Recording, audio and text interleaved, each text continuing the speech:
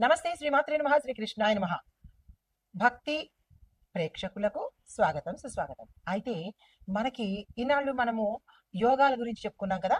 ఈసారి చిన్న చేంజ్ ఏంటంటే సెప్టెంబర్ 17వ తారీఖు 2025న మనకి రవి సంక్రమణం కన్యాలో జరుగుతోంది.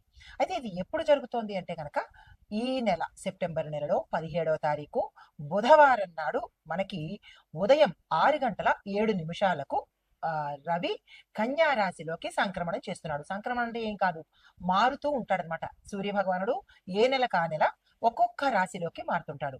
అయితే ఈ పుణ్యకాలము మనకి ఉదయం 6 గంటల 7 నిమిషాల నుంచి మధ్యాహ్నం 12 గంటల 15 నిమిషముల వరకు ఉంటుందన్నమాట. అయితే ఈ సమయంలో మనం ఏం చేయాలి అంటే కనుక దానాలు, స్నానాలు, జపాలు, హోమాలు, పుణ్య కార్యాలు చేసుకుంటే కనుక విశేషమైన ఫలితాలు ఇస్తారు. అంటే మన సనాతన ధర్మంలో, మన హిందూ ధర్మంలో ప్రతి నెలకి మనకి భగవంతుడు ఏదో ఒక అవకాశాన్ని ఇస్తున్నాడు. మనుషులు పాపాలు పుట్టలుగా చేస్తూ ఉంటారు.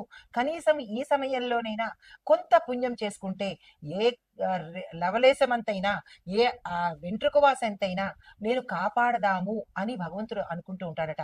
వాళ్ళ పాపకర్మల నుంచి తగ్గించడం కోసము ఆయన ఎదురు చూస్తుంటాడు. మనం యథేచ్ఛగా పాపాలు చేసేసుకుంటూ ఉంటాం హాయిగా. కానీ అయ్యో నా బిడ్డలు పాపంతో కొట్టుమిట్టాడుతున్నారు, బాధలు పడతారు, కనీసం ఈ పుణ్య కార్యాల వల్లైనా, ఈ చిన్న చిన్న కార్యాల వల్లైనా వాళ్ళకి కొంతైనా నేను పుణ్యాన్ని ప్రసాదిద్దాము అని భగవంతుడు ఎదురు చూస్తుంటాడు. భక్తుడి కోసం భగవంతుడు చూడడం కాదు, భగవంతుడే భక్తుడి కోసం చూసే దాష్టీకం పట్టింది. అయితే అయినప్పటికీ మనం ఏం చేస్తామంటే పాపాలు నిరభ్యంతరంగా, నిశ్చలంగా, చక్కగా ఎంత హాయిగా చేస్తామంటే ఊపిరి వదిలితే ఎంత ఈజీగా వదులుతామో అంత పాపాలు చేసుకుంటా పోతుంటాము. అయితే అది వేరే సంగతి. కానీ ఎంత పాపాలు చేసిన వాళ్ళకైనా సరే కొంతైనా పుణ్యం చేసుకుంటే మంచి ఫలితాలు పొందుతారు. అయితే మనకి ఈ భాద్రపద మాసం వెళ్ళిన దగ్గర నుంచి మనకి అన్ని పుణ్యతిథులు, పుణ్య కార్యాలు అలా ప్రతి మాసము ఏదో ఒకటి ఉంటుంది. అయితే ఈ సమయంలో కూడా మనకి ఈ రవి సంక్రమణం వల్ల పుణ్యాలు చేసుకునేందుకు అవకాశమైంది. ఈ మధ్య కాలంలో మనకి ఒక వారం రోజుల క్రితం, 10 రోజుల క్రితం మనకి గ్రహణం కూడా వచ్చింది. ఆ సమయంలో కూడా మనము ప్రతి ఒక్కళ్ళు చక్కగా దాన ధర్మాలతోనూ, పూజా పునస్కారాలతోనూ, జపాలతోనూ, హోమాలతోనూ చక్కగా చేసుకున్నారు. అంటే గతంలో కన్నా ప్రతి మనిషిలోనూ పాప చింతన, భక్తి అనేది మార్పు వచ్చింది అని చెప్పొచ్చు అనమాట. అయితే ఈ సమయంలో మనకి గ్రహస్థితులు ఎలా ఉన్నాయి, తర్వాత ఆ గ్రహాలు ఇచ్చే ఫలితాలు ఏమిటి అనేది మేషాది ద్వాదశ రాశుల వారికి ఒక ఎత్తు అయితే, మరి దేశకాలమాన పరిస్థితుల్ని బట్టి దేశానికి ఇలా ఎలా ఉండబోతోంది, మన తాలూకా రక్షణ వ్యవస్థ, న్యాయ వ్యవస్థ, ఆర్థిక వ్యవస్థ, సామాజిక పరంగా ఎలా ఉండబోతోంది అవి కూడా తెలుసుకోవాలి కదా. అయితే ముందుగా ఫస్ట్ మనము గ్రహస్థితులు ఏమిటి ఈ సమయంలో అంటే మనకి ఒక నెల రోజుల పాటు ఈ రవి సంక్రమణం అనేది ఉంటుందన్నమాట. అయితే సూర్యుడు ఈ సమయంలో మనకి కన్యా రాశిలోకి ప్రవేశం చేశాడు. చంద్రుడు మకర రాశిలోను, బుధుడు బుధాధిపత్య యోగంలో ఉన్నాడు అంటే ప్రవేశించాడు. కన్యా రాశిలో అధిష్టాన గ్రహంగా స్వగ్రహంలోనే అంటే తన యొక్క గృహంలోనే వచ్చాడనమాట.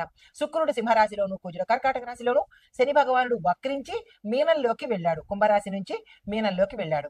గురువు మిథునంలోను, రాహువు కేతువులు ఇద్దరు కలిసి మేష తులాలో సంచారం చేస్తున్నారు. అయితే ఈ గ్రహ పరిస్థితులు మనకి సమాజంలోను, రాజకీయంగాను, వాతావరణ పరిస్థితుల్లోనూ, ఆర్థిక రంగాలు, రక్షణ, న్యాయ విభాగాలు ఇలా ప్రతి ఒక్క అంశం మీద ఎలాంటి ప్రభావాన్ని చూపిస్తోంది అనేది మనం సవివరంగా మనుషుల గురించే కాదు దేశం గురించి కూడా తెలుసుకోవాలి కదా. అయితే దేశకాలమాన ఫలితాలు ఎలా ఉండబోతున్నాయంటే వాతావరణం మారుతుంది, వర్షాలు తగ్గుముఖం పట్టి శరదృతువు స్పష్టంగా కనిపించేటట్టుగా గోచరిస్తోంది. పంటల దిగుబడి కొంతవరకు ఊహించినంత రాకపోయినప్పటికీ అంటే రైతులు ఇంత శాతం అని ఊహించుకుంటారు, అంత శాతము రాకపోయినప్పటికీ కొంత మెరుగయ్యే అవకాశం కనబడుతోంది. వ్యవసాయంలో నీటి కొరత ఉండి రైతులు కొన్ని చోట్ల ఇబ్బంది పడే అవకాశం కూడా గోచరిస్తోంది.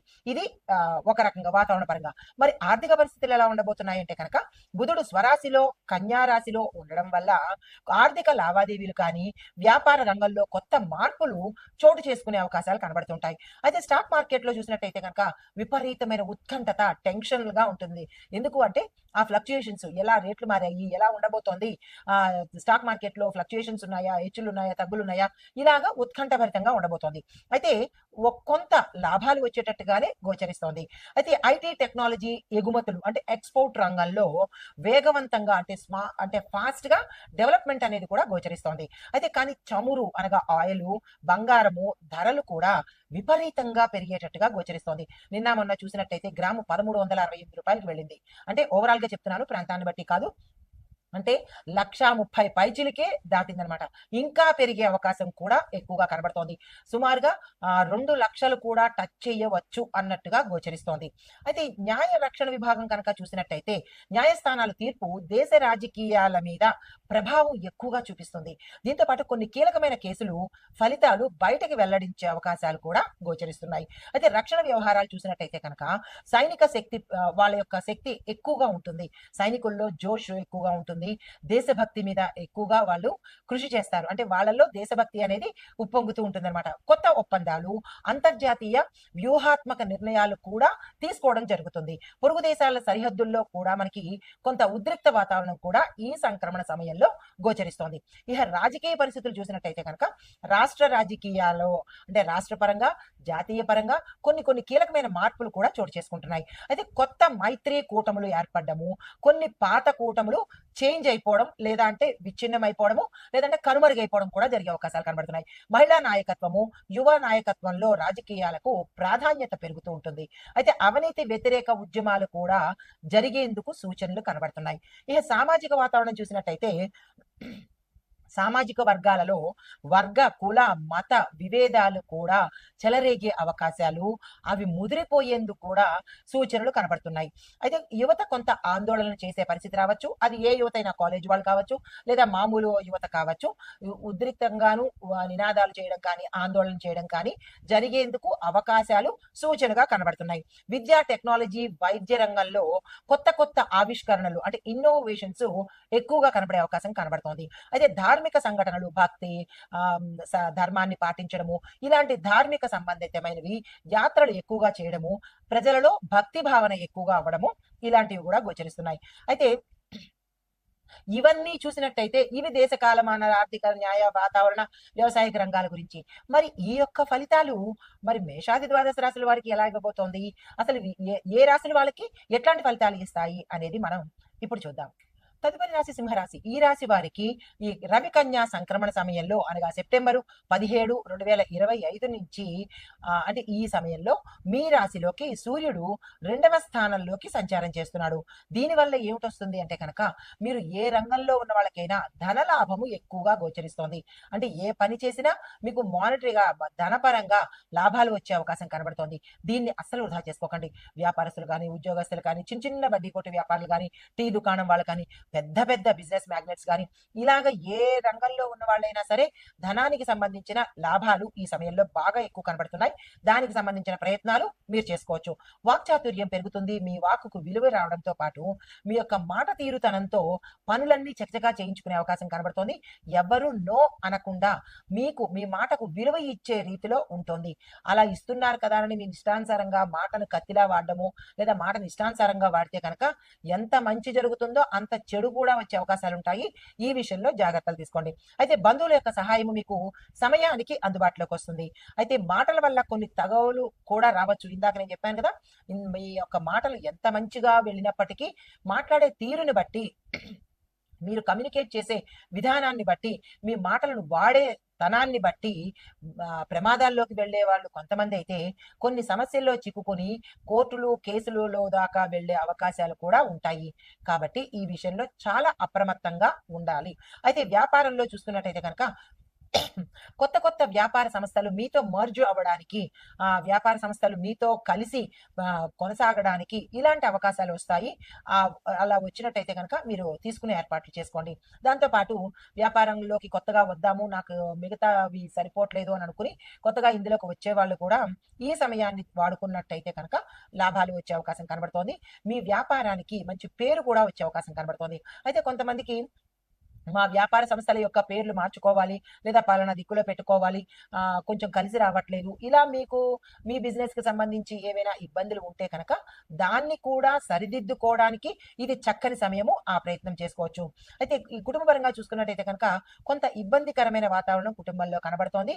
అది అనుమానం వల్ల కావచ్చు, లేదా తగాదాలు, మీ స్నేహితులు కానీ, లేదంటే మీ ఏదో మీకు తెలిసిన వాళ్ళ ద్వారా కానీ కొంత ఇబ్బందికరమైన వాతావరణము కుటుంబంలో కనబడము, కొన్ని పనులు వాయిదా పడ్డము, కొన్ని పనులు ఆగిపోవడము, ఇలా ఒక రకమైన కుటుంబ వాతావరణము డిస్టర్బెన్స్ గా గోచరిస్తోంది. అనారోగ్యాల వల్ల కానీ, ఆర్థిక సమస్యల వల్ల కానీ, తరువాత ఆ కొన్ని కొన్ని చెప్పలేని సమస్యలు పరిష్కారానికి రాకుండా ఉండిపోయే అవకాశం కనబడుతోంది. అయితే మీరు అడగవచ్చు, ధనలాభం ఉంది కదా అని అన్నారు కదా అంటే, ఆర్థిక ఇబ్బందులు వేరు, ధనలాభం వేరు. ఈ వేరియేషన్ మీరు తెలుసుకోవాలి.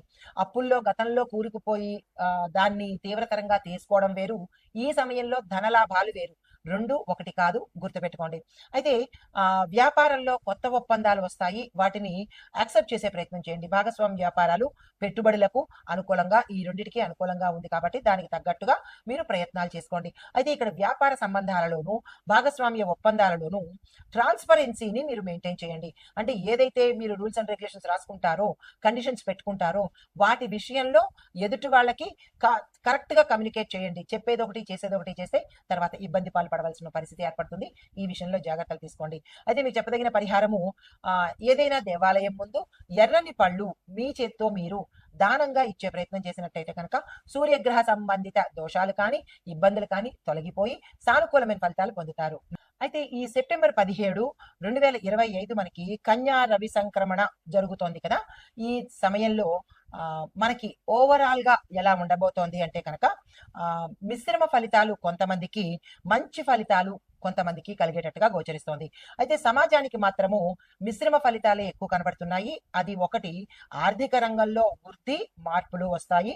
రాజకీయ రంగంలో చూసినట్టయితే కనుక అస్థిరత, కొత్త కూటాలు ఏర్పడతాయి.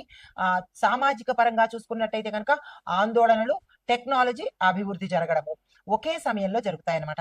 అయితే దేశ రక్షణ, న్యాయ రంగము ఇలాంటి పరిస్థితి చూసినట్టయితే కనుక కఠినమైన నిర్ణయాలు తీసుకునే దిశగా మనకి ముందుకు, అంటే కఠినమైన నిర్ణయాలు తీసుకోవాల్సిన పరిస్థితి దేశంలో ఉండే అవకాశం కనబడుతోంది. ఇవి ఓవరాల్ గా మనకి ఈ సంక్రమణ సమయంలో ఇచ్చే పరిస్థితులు, ఫలితాలన్నమాట. మేషాది ద్వాదశ రాశుల వారికి అలా వ్యక్తిగతంగా ఉన్నట్టు ఇక్కడ మనకి దేశ కాలమాన పరిస్థితుల్లో ఈ ఇంపాక్టు, ఈ అభివృద్ధి, ఈ సవరణలు జరిగే అవకాశం గోచరిస్తోంది.